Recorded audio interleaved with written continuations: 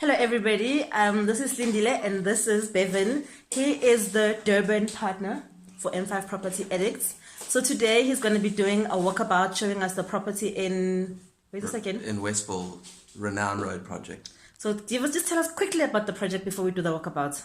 It is a student accommodation project. We are looking at 26 beds is kind of the worst case scenario for us, but we should be able to up that with a little bit more modification. And yeah, I think it's an exciting one. This one it's fully bonded, so the rental is going to pay for the bond completely, which means it's an infinite return on investment deal for our investor partner on this deal. So it's a very exciting project, this one.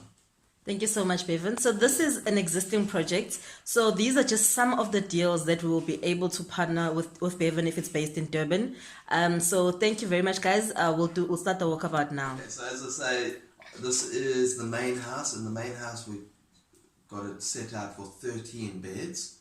This is a 2-student room, this one. What's nice about this one is it has an ensuite bathroom with a bath, toilet and basin in it.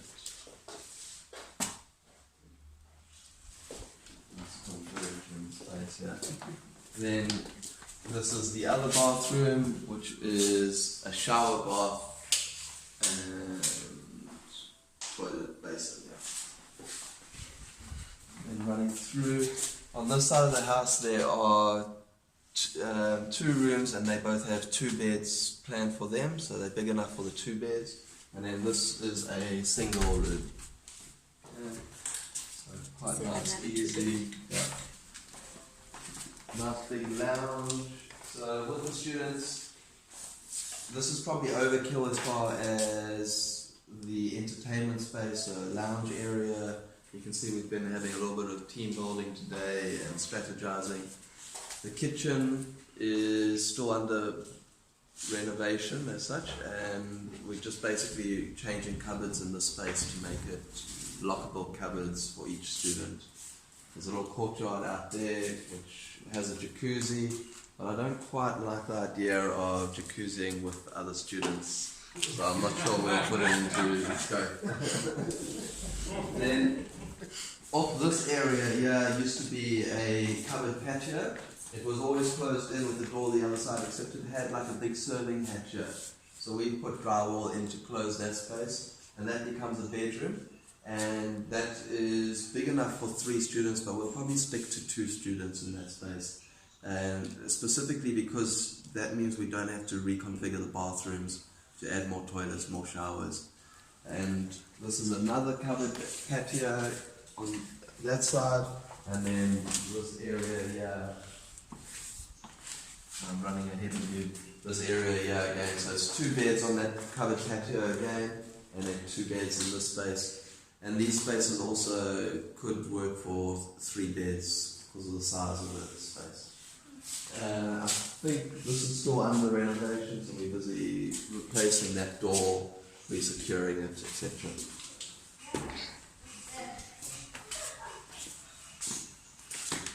We'll go out this way.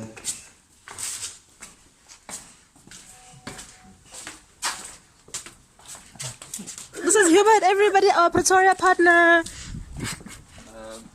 I'll let you see the whole house. On the top end here is what was originally the servants' quarters, and that will now become the caretaker space, and there's a laundry which will have 2 washing machines in it and so on. So that's all quite nice and self-contained. Also means the caretaker is separate from all the students, so there's no issues of compliance around that. And then we'll take a walk down the driveway.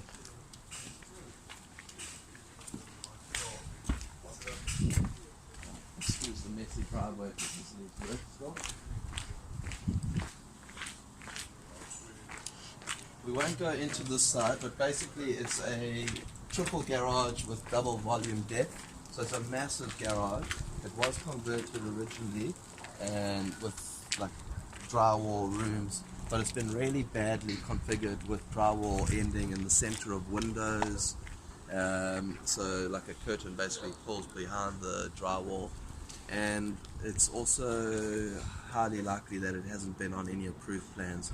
So before we spend money there, we need to make sure we get it all zoned correctly. And then we'll reconfigure that. In its current layout, we can probably do 9 beds. When we reconfigure, we would do 13 beds in that space. So you can see, like, we obviously make our money from numbers of beds. Our managing agent has also come in and advised us to try and go double story on that space, which then you can see already that building alone would be 26 plus beds. So there's huge possibility there. Down here you can see the size of the property. That's a tennis court down there, and we obviously haven't done anything in that space yet. The goal is to get the house paying for itself and cash flowing well, so super cash flow positive. And then when we're in a little bit more of a steady situation, we'll look at either sectionalizing this property or rezoning and adding more units on, or another thought process is to just put container homes in there and again maximize space. TJ cold. So what about the security in there? Is that a gate? That gate is straight onto the tennis court, so that whole flat area there is a tennis court. And then there's a fence. It's not a gate for exit, it's a tennis court. Yeah. Yes. Levels. Yeah. Okay. So again, we don't expect the students to have tennis skills and so on, so they should be going to a bursary school if they are in that space.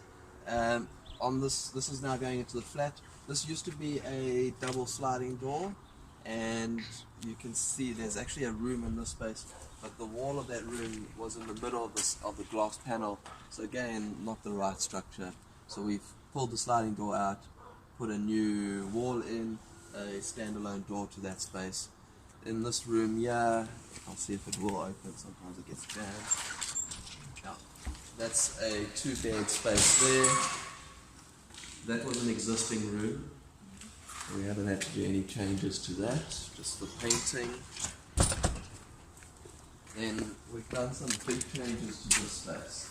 Wow, this is nice. Yeah. So that's a drywall, that existing room. From this corner, this used to all be open. And there was a kitchen that was, and we'll go into this room, the kitchen was literally the size of this room. Now we basically said that kitchen's overkill, we've gutted that kitchen and we've put in a new kitchen specifically for the number of students in this space, which is 6 students, so we've done 6 lock-up cupboards here and a little bit of extra, so we've got more than enough to expand the space here. And we'll do a stove and fridge over here. So it works out quite nicely. When we come through, I'll turn on the lights here.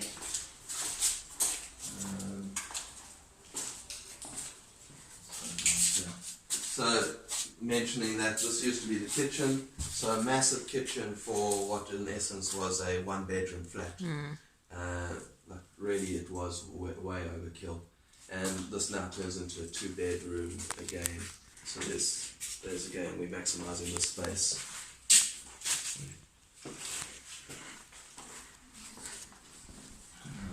And then this is the last bedroom, which was the existing bedroom in this flat. And again, this is too big for 2 students. We could go to 3 students. However, if we start adding too many beds in the space, then we've got to reconfigure the bathrooms to have enough toilets and so on. But at the moment, it's self-contained. Yeah, so when we get out, I'll run through the others. This, yeah, swimming pool. Looks lovely. I think we must go for a swim. Big time. Big time. As the universities don't like to give leases to accommodation with the swimming pool, there's obviously a safety risk to it. So from that perspective, we won't invest in repairing the pool. But even at a sort of simple understanding of it, the swimming pool is not going to bring more rent in, so why spend the money to fix it, number one, and why spend the money to maintain it? So we'll get rid of the pool. This space would then become parking area, or the likelihood is that we can actually build another building on this space, or even extend the main building to create extra rooms and so on. So there's huge space. This is the pool, swimming pool, shower and toilet. That's quite nice. So I'll run through the numbers. The main house was 13 beds. This flat is 6 beds, so we're looking at 19 beds in these 2 spaces, and then another 13 beds in the back flat there. I mean, that garage conversion, so what's that, 26, 32 beds altogether, plus the caretaker's room. Okay. So I see a nice lapa down there. You're going to do like a braai area for them? I don't think so. I think we've got a nice patio up here, so we'd rather keep it all close and then easily manageable. Yeah. What there is an idea of maybe bricking that lapa up and putting another 2 students into that space. It's something that would maybe be long-term decision. We'll get the place running, paying for itself, and then start adding on a couple of the cherries on the top sort of mentality. Now it's just a case of looking after the property, getting it up and running. Okay, let's go see what's down there. Then you can see the tennis court too. Yeah.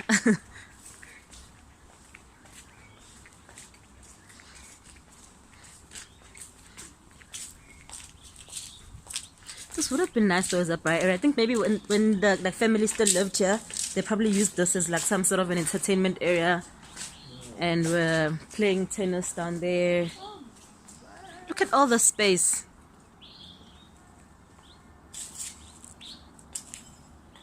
Wow. Still part of your barn. The Yeah, barn. so up to that fence on the other side of the tennis court, that's the boundary there. So This the is total size huge, is guys. 3,300 square meters. 3,300 square meters. Yeah, so just Wow. under an acre. It's a nice sized piece of property. Wow. And you said you got it for? We bought it for 900,000. We're spending about 500,000 on the renovation. So all Infinite in return. 1.4. It's fully bonded for that full value of the 1.4, and then so as Jimmy was saying, it is full infinite return on investment. The rent will cover the bond, the utilities, the rates and taxes, and there'll be a 29,000 Rand cash flow that comes out of this net profit. And so as we say, infinite return. Investor's not going to leave any of his own money in this deal, and he benefits for life. Wow, amazing. Okay, thank you so much, Bevin. Awesome. Nice to have you ladies here. Thank you. Thank you.